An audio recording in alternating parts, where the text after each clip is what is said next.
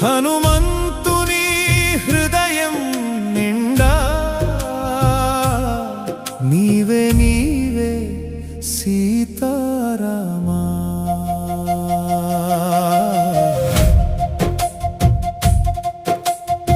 అంజనసుతుడిగా పుట్టిన నేను